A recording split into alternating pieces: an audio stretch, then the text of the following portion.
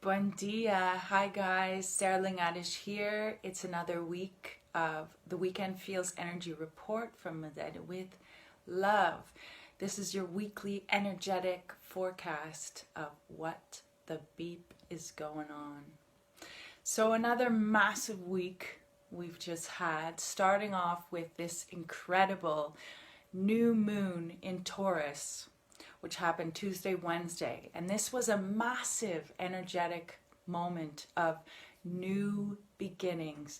New moons are moments to reflect and plant seeds about the new cycle of the moon the next month, but also the seeds we're planting. Each new moon has a life cycle of developing over a 6-month arch normally. Okay, so what's being planted right now? We still have time to plant seeds. We can still work with this new moon energy. We can plant seeds mostly to do with Taurian things. Taurus is ruled by Venus. So Venus rules beauty, love, material, finances, and Taurus particularly has to do with all of those things. The slow and steady builder, manifester, creator, using the resources available to create something. And, we're really looking at our values. We're being forced to look at our values and uncover our self-worth and what we value in the world and how we are going to proceed into this new reality in our financial world and in our material world, the way we love, the way we relate, the beauty in our lives. So this is all sort of issues that have been coming up. Value particularly. What do you value, and what is your relationship with your self-worth? That's really being pushed, prodded, and invited. You're being invited to examine those things, okay? This full moon, however, had a bit of a heavy element on top of it because it was in a couple heavy aspects with particularly Saturn and Pluto, and could have felt like we were looking at some dark spots, some of our shadows. So, it wasn't the freest, most grounded, most beautiful new moon in Taurus like we usually have. Obviously, 2020 is not a regular year. This is a massive shifting year of transformation, endings, and new beginnings. So this whole week we're still working on our new beginnings. Also, a major influence we've been having, or we will continue to have, is a Uranus influence, because Uranus is also in the sign of Taurus. So together, we're being forced and pushed to reinvent ourselves, to uncover something different, to do things differently, to innovate our reality in our world, and to upgrade. And Uranus is the planet of liberation, rebellion, and sudden change. We're still in a very big moment of change. And Uranus is really joining forces with the sun and the moon.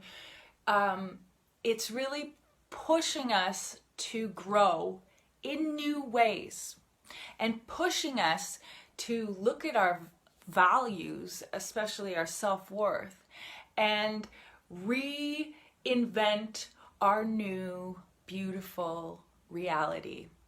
Okay?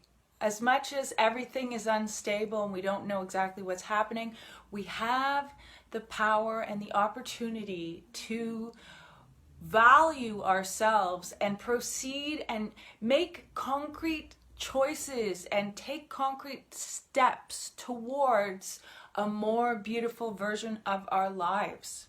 So things that are coming up right now is, are you ready to change? Are you ready to let go of what doesn't work? Are you ready to grow up? Are you ready to make those steps in a different way not in an old habitual way of, oh, I've always done this, or, oh, this is my story and this is why I'm limited. No. Now we're looking at releasing, letting go, and leaving behind those old stories that no longer exist. Okay? We're letting go of the past. This is also a big time of endings. Still, I mean, the whole year really is. We're in the transformation. We're in the cocoon. We are metamorphosizing. So nothing is as it has been, and where we're going is going to be new. So in order for newness to happen and change to happen, we have to let go and outgrow our old ways of being. Okay, and Uranus is really joining us and allowing us and forcing us and pushing us to evolve in a new way. So exploring new ways, new perspectives, new ways of valuing yourself, and really healing the relationship primarily with yourself. If there's any lacking or distorted visions of your self-worth, this is the time to work through it. We have the time to go into the cavern where the light that we seek is. It's in that dark cavern where we find the treasure we are looking for. I think Joseph Campbell said that, okay? So one thing, there's just a little thing I want to read to you because I think it's so poignant. Like right now we're being called to step into our power, into our light, into our higher self, to evolve, to awaken. But, interestingly, it happens to be, it's not that we're so afraid of how much we can fail, but more so many of us are so afraid of how incredible and how brilliant and how powerful we actually are. I'm going to read you this little thing written by the great Marianne Williamson. This was also quoted in a speech that Nelson Mandela did. It became famous because he included it in his speech. It is our light, not our darkness, that most frightens us. Our deepest fear is not that we are inadequate. Our deepest fear is that we are powerful beyond measure. It is our light, not our darkness, that most frightens us. We ask ourselves, who am I to be brilliant, gorgeous, talented, and fabulous? Actually, who are you not to be? Your playing small does not serve the world. There is nothing enlightening about shrinking so that other people won't feel insecure around you. We're here to be brilliant and shine and do great things. So it's a moment of, do you have the courage and are you brave enough to step into your power, truly? Because now's the time, really. This is a massive awakening. This is the wake-up call we've been waiting for. Or even if we were subconsciously waiting for it. Or if we were consciously looking for it, okay? Guys, there's a lot happening in the sky, particularly something important. There is a pretty challenging aspect with Mercury and Pluto, okay? Mercury being the planet of communication and Pluto being the great transformer, the planet of death, rebirth, and transformation, and also power and control and the subconscious, okay? So we're having a couple Plutonian influences right now, interestingly, and it's gonna force us to examine all those issues to do with power and control, the subconscious, death, rebirth, and transformation, okay? So there's a hard aspect between Mercury and Pluto, which means there's going to be perhaps some kind of tension, impulsiveness, urgency to communicate. We're going to want to communicate how we feel, and we want to make sense of what's going on, and we're really stimulated to understand the changes that are happening. But what we need to be really particularly careful of right now is the way we communicate right now, because it does have an impact, and we could say things without thinking that could impact us in the future. So let's be aware of the way we're communicating, and if there are people tensely communicating or aggressively communicating or communicating dark secrets or subconscious desires, let's just be aware and take a moment to think about how we want to communicate. This also can have to do with governments communicating what's going on. Governments, power and control. So we are going to learn what new regulations are coming into our near future. I think a lot of governments are going to be revealing their plans as we move further into the end of April, into May. Things are slowly going to start opening up, and they're going to be communicating all this new information. And everyone wants this new reality to blossom and bloom, like governments as well. Everybody wants it, but obviously it's a special moment in time where we're being forced to still be going with the flow and adapting and being flexible, because we don't know what's going on. We don't have the answers. We don't know our future. But we're catching glimpses of it, okay? And we're envisioning and planting seeds of how we want to live in the future. Another thing, and this tension is also happening because Mercury is just about to change signs on Monday. So it's in the last degrees of Aries, the warrior. So there could be some urgency in the weekend. And then on Monday, again, communication. And then we're moving Mercury into Taurus. So then we're getting into practical finances, relationship, love, beautifying the home, communicating, all those things in a more slow. Taurus is a little bit more slow. It takes its time to understand things, okay? Pluto is just about to go retrograde, which means for the next several months, I believe at least 3 months, Pluto, the transformer, death, rebirth, transformation, power and control, the subconscious, we will be reviewing all of that over the next 3 months. So we have some time to review how we feel about power and control, our power and control dynamics in relationships, but also in our governments. Like, this is going to be a very revealing 3 months. How will we build our new earth, okay, our new reality?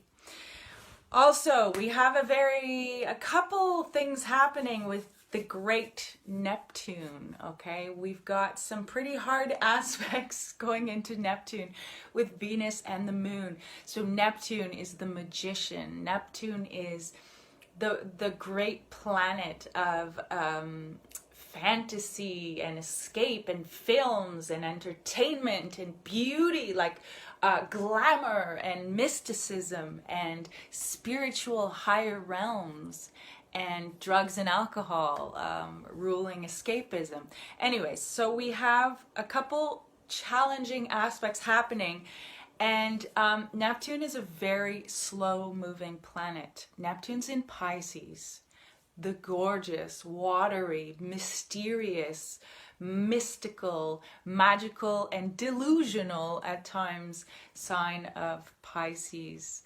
So this means that perhaps we're going to be a little bit unsure of reality, okay? For the next couple months, things might not be so clear when it comes to particularly things to do with Venus, okay? We have a pretty big aspect with Venus. So relationships, love, finances. So our desires might be a little confusing. We might really believe in something that might not actually be true. We might really want to indulge in escapism. And we also have this brilliant opportunity for spiritual awakening and enlightenment. So it's an incredible moment to go within.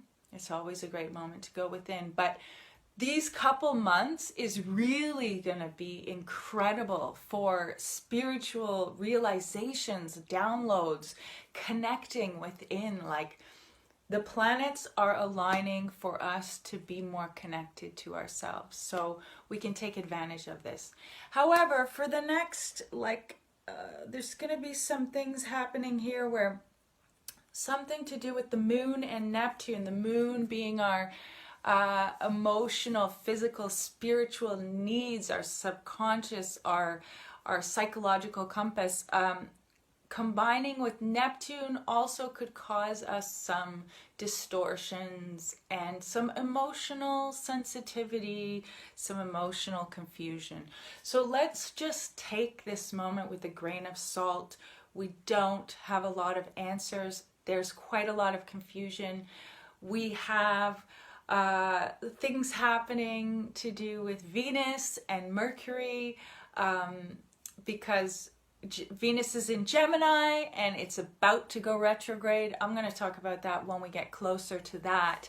But Gemini is this incredible energy of information, social, mental stimulation. So we're really wanting to know. We want to know what's happening. We want to communicate. We want to connect. We have these ideas about these romances, or we're making things a little romantic, perhaps. We're romanticizing things that may not actually be truly what's happening, particularly in love relationships. Anyways, the point being, let's take it all with a grain of salt. It's all a bit up in the air right now, but we can totally handle this, guys. We've been doing really well so far, considering how challenging this new reality is, okay? One last incredibly powerful thing happening. This is a pretty big week of karmic endings, because we have the north node of the moon in Cancer, the north node and the south node. North node has to do with where we're going, our destiny, and the south node has to do with our karma or our past. If you don't believe in past lives, it could be our first half of life and our second half of life, where we come from and where we're going. Anyways, the collective karmic arrow is pointed towards Cancer. It has been since late 2018. So we've had 2 years of the axis of Cancer Capricorn, which has been part of why this last 2 years have been very challenging. But we're in the last we're in the last week, people, of this axis. So this week is going to be sort of a build of the lessons and the understanding of Cancer destiny for us collectively. So what is Cancer? Cancer is, Cancer rules the home. It rules it's the axis of safety, security, comfort, protection. Okay, so right this minute, this week, we're really doing a hard review and sort of coming to terms with our home, our comfort, our protection. Do we feel safe? This is a really great moment to review. Are you in a good home? Like, are you happy in your home? Are you living with the right people? Are you in the right place? Is this the right place for you? Like, we're reviewing this. How do you want to live? Like, this is the time to examine it. And we will be releasing some karmic baggage. So releasing can always bring up some unpleasant or some discomfort. But the brilliant message that I've pulled for us all this weekend and this week and this cycle, this is the gorgeous Strength card. This is the wild unknown tarot deck that I love. The Strength card is a gorgeous, gorgeous card. So I pulled this twice this week, so I find it so interesting. Like, this is just a reminder, guys. This card is about inner strength and determination and will. And this card reminds us that we do have all the resources within. We have the courage, the strength, the determination, the will to overcome obstacles, to overcome doubts. We've got this. We have got this. We're doing this. We will get through this. Okay? So, it's one hell of a week. Again, one hell of a weekend. Relentless. 2020 is relentless. But it's all happening for our greatest good in ways that we cannot comprehend right now. It will all make sense eventually. So guys, hold on, connect, go within, be strong, don't take things too seriously. Think before you speak and communicate to the ones you love, and take very good care of yourselves. This is not an easy time. I'm sending you so much love. Beijinhos from Madeira with love. See you guys next week. P.S. I do natal chart readings. I am here for you to contact me. Send me a private message and I will send you the information about that. Okay, guys. Beijinhos. Ciao.